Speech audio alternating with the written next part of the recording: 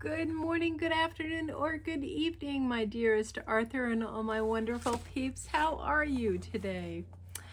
I am going to read more stories from Brer Rabbit stories.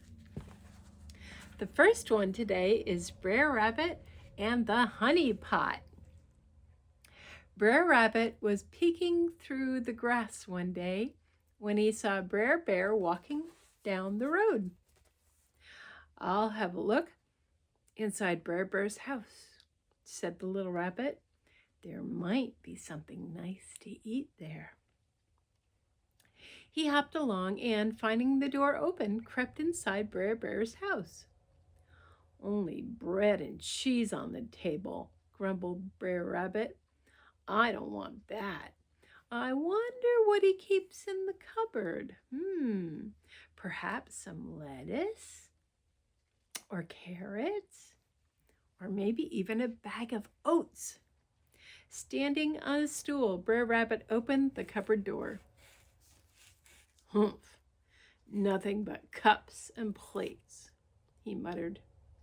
"Except for that jar on the top shelf." And he stretched up a paw to reach it. Oh! Over went the jar, and out poured a stream of honey. Poor Brer Rabbit was covered with sticky honey from head to foot, and although he licked and he licked, it still stuck to him. "Dearie me," he cried, "I like honey, but not all over me. If I go out, the bees will come after me and perhaps sting me if they think I've stolen their honey. And if I stay here, Brer Bear will catch me." At last, he decided to run into the wood and roll in the leaves to roll off the honey.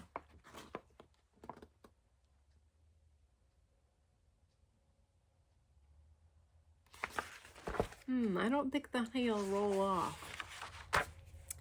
This wasn't a very good idea, for the leaves stuck to the honey and made Brer Rabbit look like a terrifying person.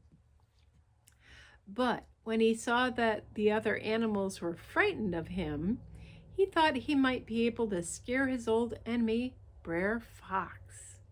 So he walked along, waving his arms and making the leaves give a particular swishy noise. When Brer Bear saw him, he gave a howl and ran for his life and didn't stop until he was safely home. The next animals Brer Rabbit met were Brer Fox and Brer Wolf. They were busily making plans to catch Brer Rabbit and didn't see him until he jumped onto a hillock in front of them. "Rawr! I'm the boogeyman," shouted Brer Rabbit. "I eat bad wolves and foxes. I'll catch you both." "Help!" howled Brer Wolf. "Help!" barked Brer Fox as Brer Rabbit shook his leaf-covered paws in the air. And off they ran. It took Brer Rabbit a long time to clean off the honey, but how he laughed. And every time he saw Brer Fox, he shouted, "Mind you, the boogeyman doesn't get you."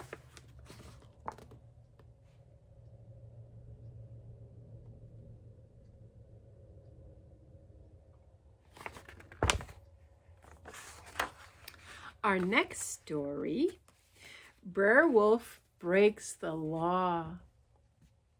As Brer Rabbit was walking along one day, he was thinking of, as usual, of what tricks he could play on Brer Fox and Brer Wolf. But this time, he was nearly caught himself. "Help! Help!" came a voice from nearby, and Brer Rabbit saw that Brer Wolf had been trapped under a great boulder. "Please help me!" cried the wolf.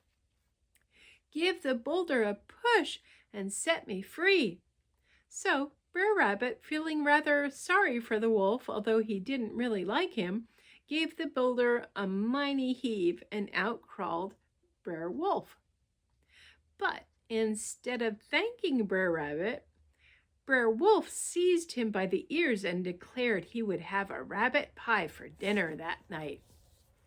"Well, that's a fine way to say thank you," squeaked Brer Rabbit. "I'll never do you a good turn again as long as I live." "You certainly won't," laughed Brer Wolf. Then Brer Rabbit thought quickly. "Of course you know, Brer Wolf, that it's breaking the law to kill anyone who rescues you," he said.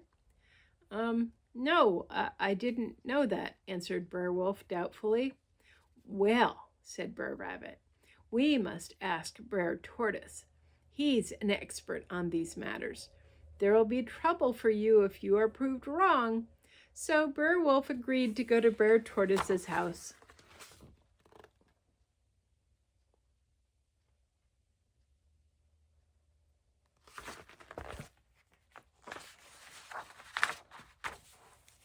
Brer Tortoise looked very wise when they asked for his opinion, but luckily he was a friend of Brer Rabbit and wanted to help him. "This is a very difficult case," he said at last, when both animals had explained what happened. "But we must be certain that the law isn't broken. Before I can decide, I must see the scene where this took place." So off went the three animals. Brer Tortoise poked the boulder and walked around it. "There is only one way to decide," he said to Brer Wolf. "I must see how you were trapped." So Brer Wolf crawled under the boulder, and the tortoise and the rabbit rolled it over him. Then Brer Tortoise said, "Brer Rabbit, you were wrong. If you found Brer Wolf under that boulder, he was minding his own business, and you should have minded yours." And Brer Tortoise and Brer Rabbit walked off and left Brer Wolf to be rescued by someone else.